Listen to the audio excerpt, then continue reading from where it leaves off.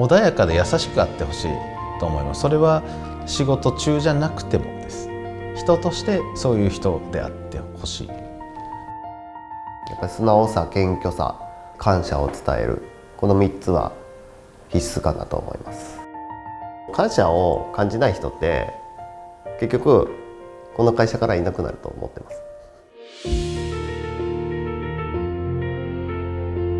仕事は自分だけがするんじゃなくて、やっぱり周りでサポートしてくれている人が必ずいるっていうことはもう忘れやんといてほしいです。やっぱりどんどん拠点を増やしていこうっていう形に今なってるんで、出世欲というか管理職やっていきたいとかそういう方にはもう抜群だと思うんで。人ってどうしてもですね、学習を止めてしまうとどうしてもやはり傲慢になっていってしまう方も非常に多い。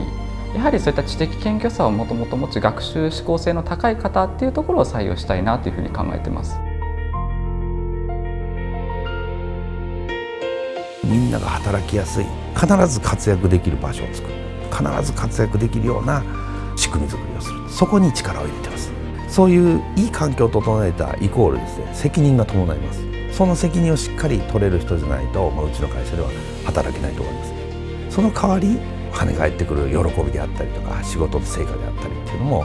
普通の会社よりも何倍も味わうことができるんじゃないかなと思ってます。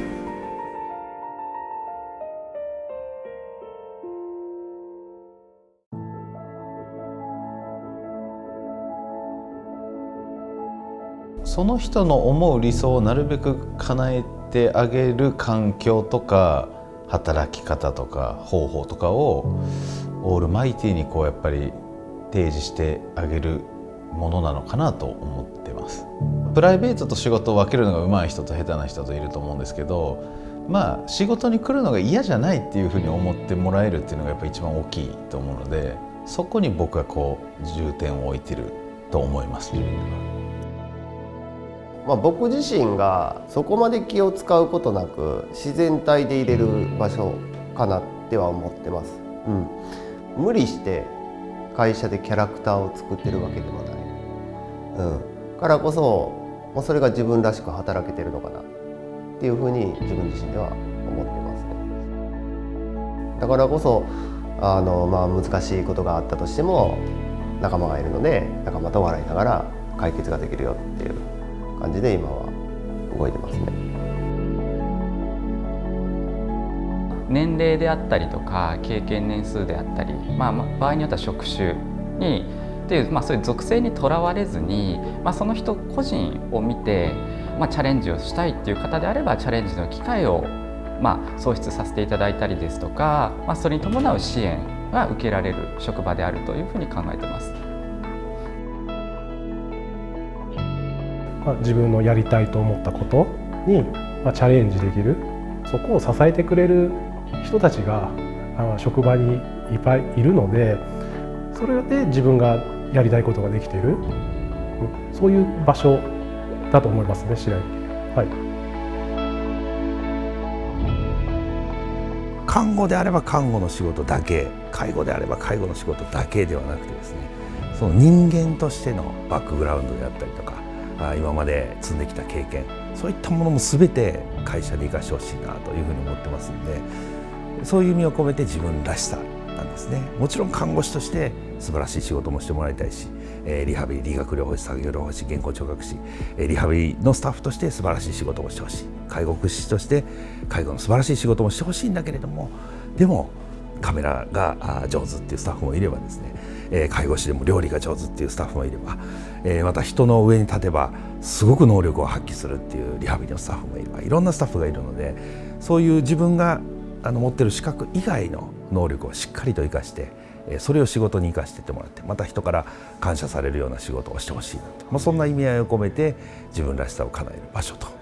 いうふうにうちのキャッチフレーズとしてさせていただいてます。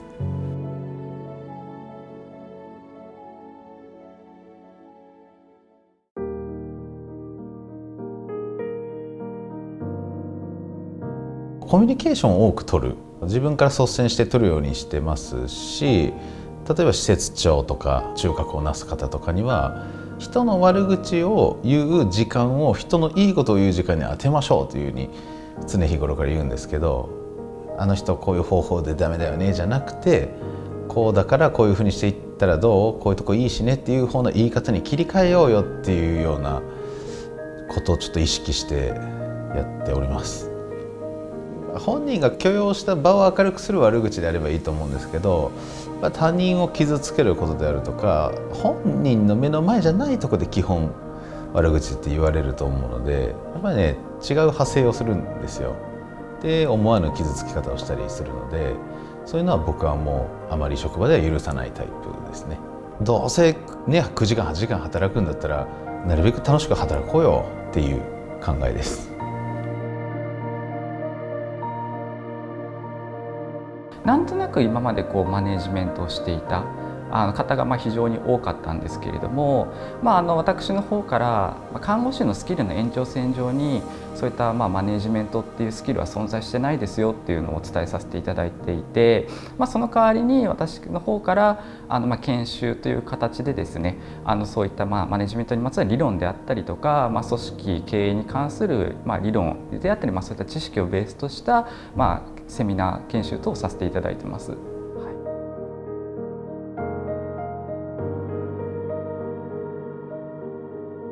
向上心がある人、常に前を向いて自分を高めていく人っていうのはすごく合うんじゃないかなっては思います、ね。っていうのも会社がどんどん成長していくので、今からそれに一緒に走っていける人っていうのはすごく楽しいと思います。一緒に走っている感といいますか、なんでそれも一緒に経験できたらなと思いますけどね。だからこそどんどん学ばないといけないし、成長しないといけないし、一緒に走らないといけないしっていうのを今すごい楽しんでますけどもね。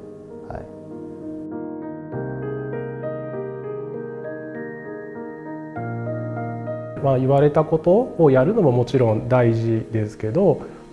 一つ二つ自分なりのアクセントをつけて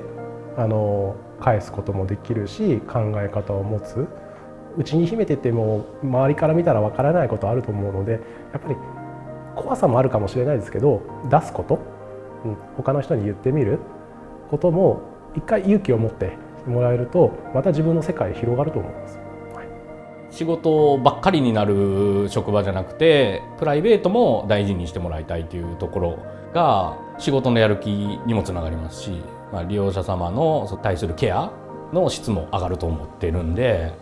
いつも時間ないけど今日は時間あるから何々さんに対して、いつもこのケアができてないからプラスアルファで喜んでもらえることをやろうっていう人が出てきてくれたら嬉しいですし、早く定時でポンって帰った日は趣味の時間に当ててもらったり、家族との時間を大切にしてもらったりとかっていうところがあると、次の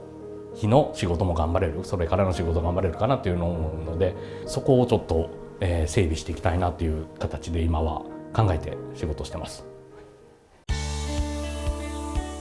今やってることに少しでも疑問符を持ってですね、業界を少しでも変えていけるような人材に育ってほしいと思いますし、我々またベトナムにも進出するっていう中で地域密着事業をやってるんです。地域に根ざしただけどグローバルな仕事もやっていくっていう、グローバルな視野でものが考えられる、広い視野で仕事ができるような、そういう人材を育てていきたいし、必ず育てたいというふうに思ってますので、日本だけにとどまらず世界で活躍しろというふうに思ってます。